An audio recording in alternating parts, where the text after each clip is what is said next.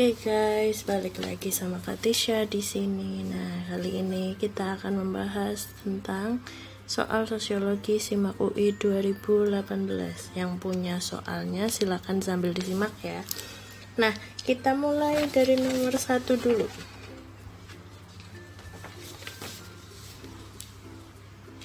Oke, nomor 1. Lahirnya sosiologi dilatar belakangi oleh beberapa peristiwa yang mengakibatkan perubahan sosial mendasar di Eropa Barat pada abad ke-19. Salah satu peristiwa tersebut adalah Revolusi Prancis yang mengakibatkan perubahan mendasar dalam sistem. Nah, kalau yang kita bahas kemarin ada Revolusi Prancis. Ini kan berarti ada konflik ya. Konfliknya antara buruh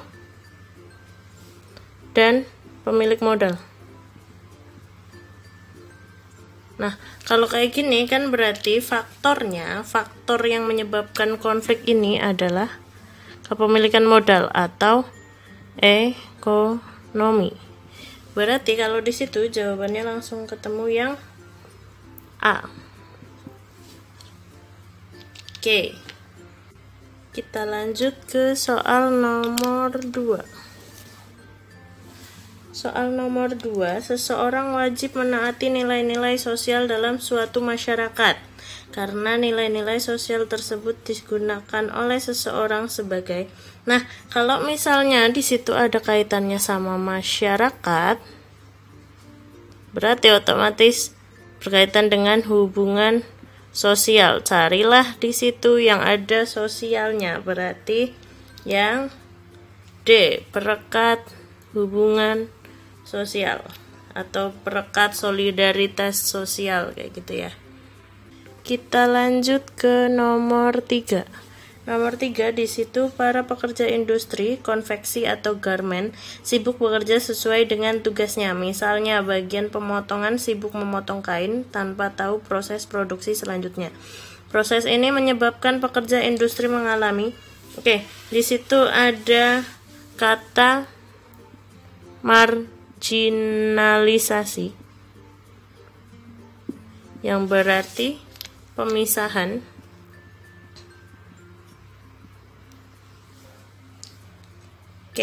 Terus ada stereotip.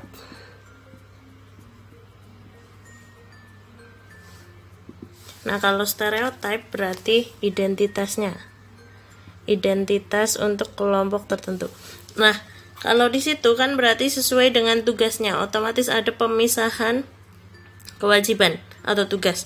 Nah, jawabannya berarti ketemu yang A atau marginalisasi. Lanjut ke nomor 4. Nomor 4, di situ pertanyaannya, Julie adalah seorang petugas kepolisian dan juga seorang ibu rumah tangga. Kemanapun dirinya pergi, orang-orang di kotanya selalu menganggap dia seorang polisi. Hal ini menunjukkan bahwa status yang disandang oleh Julie merupakan.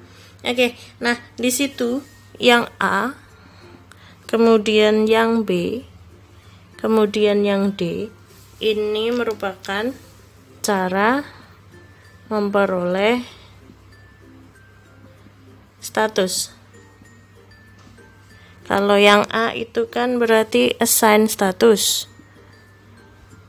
Kemudian yang B itu achieve status. Yang C itu ascribe status. Yang D, ascribe status. Nah, ini kan berarti cara memperoleh status. Kita lihat yang C. Yang C itu ada master status. Ini adalah status yang mendominasi. Misalnya kalau Bu Siti seorang istri dari RT kayak gitu kan. Nah, dia juga ibu rumah tangga, berarti dia dikenalnya ibu RT. Nah, itu namanya master status. Jadi jawabannya yang C. Lanjut ke soal nomor 5. Soal nomor 5, pengelompokan masyarakat menjadi kaya dan miskin, pemimpin dan pengikut, majikan dan buruh merefleksikan adanya. Oke, kalau kayak gitu berarti kan misal nih, apa tadi, kaya dan miskin. Ini kan otomatis ada kelas sosial kan? Nah, kelas sosial ini yang kemudian disebut dengan stratifikasi sosial. Berarti jawabannya yang B. Kita lanjut ke nomor 6. Nomor 6, beberapa tahun sebelumnya Anto berprofesi sebagai supir angkutan umum dan merupakan pengurus organisasi angkutan darat atau Organda. Namun setelah aktif dalam kegiatan partai politik, ia terpilih menjadi salah satu anggota wakil rakyat di daerahnya. Sebagai anggota wakil rakyat, mobilitas sosial yang berlangsung terjadi melalui saluran organisasi. Oke, kalau sudah ada wakil rakyat, ini otomatis identik dengan kekuasaan atau disebut dengan politik. Berarti saluran mobilitasnya adalah organisasi politik, yang C. Kita lanjut ke nomor 7. Nomor 7, ada sejarawan yang berpendapat bahwa orang Indonesia berasal dari suku Melayu. Walaupun demikian, suku Melayu itu pun tidak bersifat tunggal. Ada yang disebut dengan Proto-Melayu dan ada yang disebut Deutero-Melayu. Pembagian keberagaman seperti ini menurut Al-Kroeber adalah ciri masyarakat multikultural dilihat dari, kalau di situ kan suku. Ya sudah, jawabannya berarti langsung ketemu yang B ya.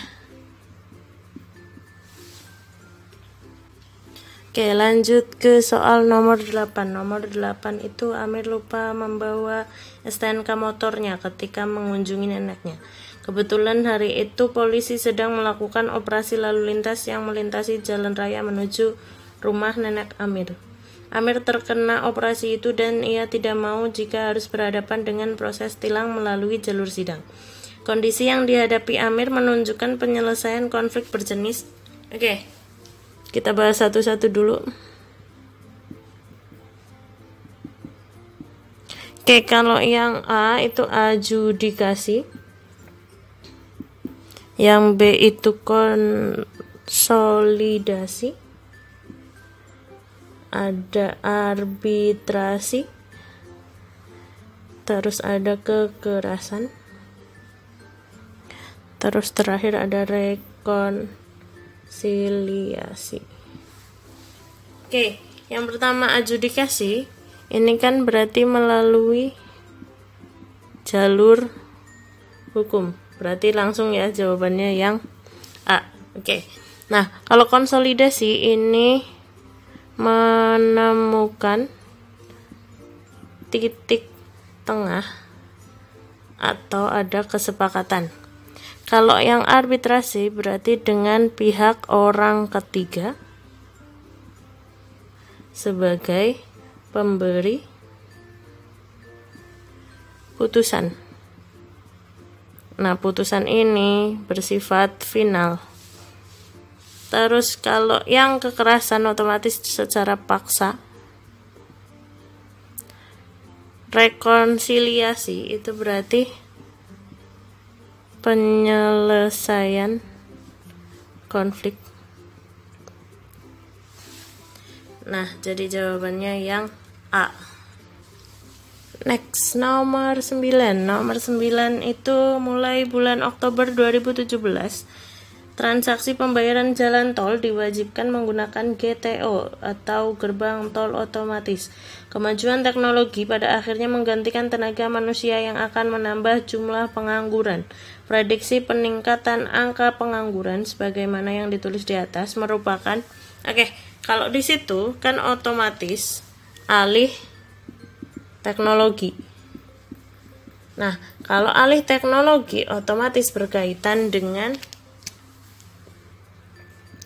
modernisasi.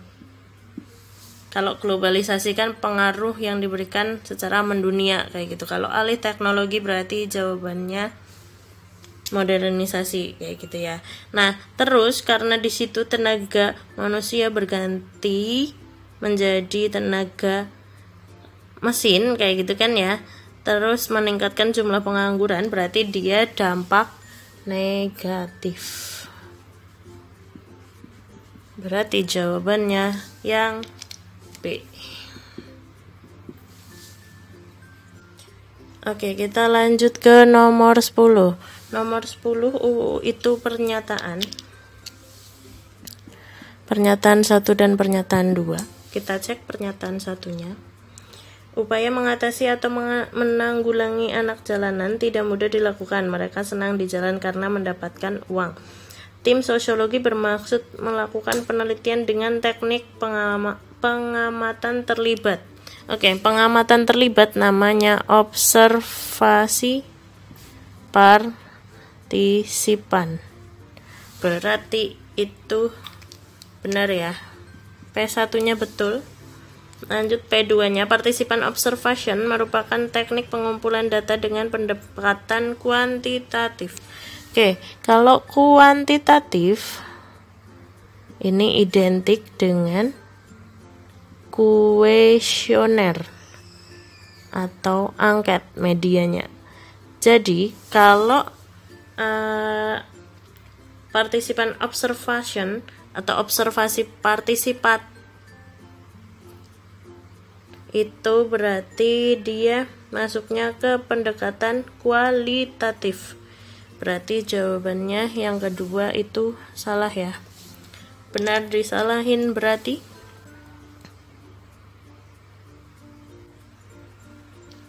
Next, nomor 11. Pernyataan lagi ya, pernyataan 1, pernyataan 2. Oke, pernyataan satunya, lembaga permasyarakatan dan rumah sakit jiwa dikategorikan sebagai institusi total. Nah, di situ dikatakan institusi total. Ini berfungsi untuk mengembalikan identitas individu. Nah, berarti kalau LP dan rumah sakit jiwa berarti dia kan menyembuhkan nih, mengembalikan identitas individunya. Berarti ini betul. Kemudian pernyataan keduanya, pada kedua lembaga tersebut terjadi proses resosialisasi atau mengubah perilaku seseorang melalui pengisolasian dari masyarakat serta kegiatan yang terstandarisasi oleh aturan yang jelas dari pihak-pihak berkepentingan. Nah, ini juga betul. Berarti jawabannya betul, betul, dan berhubungan. Next, nomor 12. Ini pernyataan lagi, P1, P2. Oke, P1-nya, untuk menjaga keberlangsungan suatu sistem sosial diperlukan kesepakatan atas nilai yang dianut bersama. Otomatis kalau ada struktur berarti dia punya nilai dan norma yang harus ada di masyarakat. Berarti jawabannya betul ya. Lanjut, pernyataan keduanya. Nilai-nilai tersebut menjaga agar keterkaitan dan koordinasi antar unsur dalam sistem sosial tetap terjalin demi kepentingan sistem sosial secara keseluruhan. Ini juga betul ya. Berarti betul-betul dan berhubungan. Oke, lanjut ke nomor 13. Nomor 13, di situ ada pernyataan 1, 2, 3, dan 4. Nah, di situ Budi adalah anak berusia 8 tahun dan sangat menggemari sepak bola. Ia menggemari kompetisi La Liga dari Spanyol dengan klub kesayangannya Real Madrid. Berbagai merchandise klub Spanyol tersebut seperti bendera, baju, kaos, dan topi dibeli dan dipakai oleh Budi. Dalam pergaulan sehari-hari dengan teman seusianya, Budi seringkali membicarakan Real Madrid dan tidak jarang menirukan aksi selebrasi para pemain Real Madrid setelah mencetak gol. Bagi Budi, klub Real Madrid dijadikan sebagai kalau di situ yang A itu kan yang nomor 1 itu ada in group, kemudian ada kelompok primer, kemudian ada sekunder, nah yang terakhir ada reference. Nah kalau in group berarti Budi termasuk di dalamnya, anggota kelompok.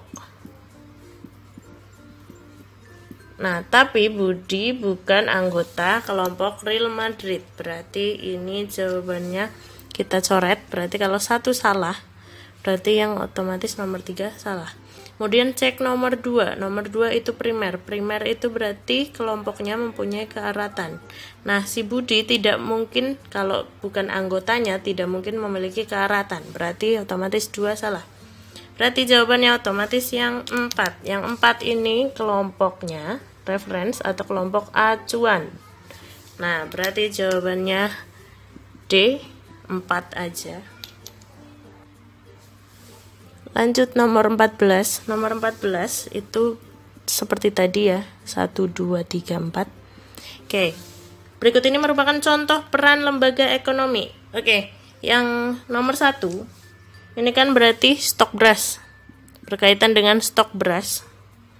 Kemudian produksi senjata, ini distribusi bahan bakar gas. Nah, terus yang nomor 4 itu pengawasan mutu obat. Nah, kalau lembaga ekonomi,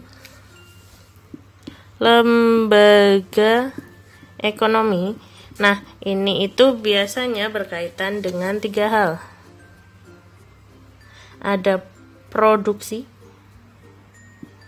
ada distribusi, ada konsumsi.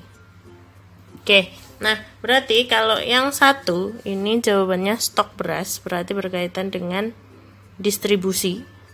Betul ya, otomatis 1 dan 3 itu betul. Nah, nomor 2 produksi senjata bukan lembaga ekonomi, otomatis 4 juga salah. Berarti jawabannya 1 dan 3 B. Kita sampai ke nomor 15 atau nomor terakhir. Di situ sama seperti tadi juga, 1, 2, 3, 4. Nah, sindikat pencurian ikan di Laut Indonesia, perdagangan narkoba, pencurian kendaraan bermotor merupakan tindakan. Nah, yang pertama itu kan penyimpangan yang juga merupakan kejahatan. Nah, otomatis penyimpangan dan kejahatan. Kalau penyimpangan kan otomatis dia melanggar norma kayak gitu ya. Nah, kalau kejahatan berarti dia melanggar norma yang lebih tinggi atau norma undang-undang kayak gitu. Berarti nomor 1 itu betul. Nomor 2 itu kejahatan bukan penyimpangan. Nah, nomor 3 itu pelanggaran hukum positif.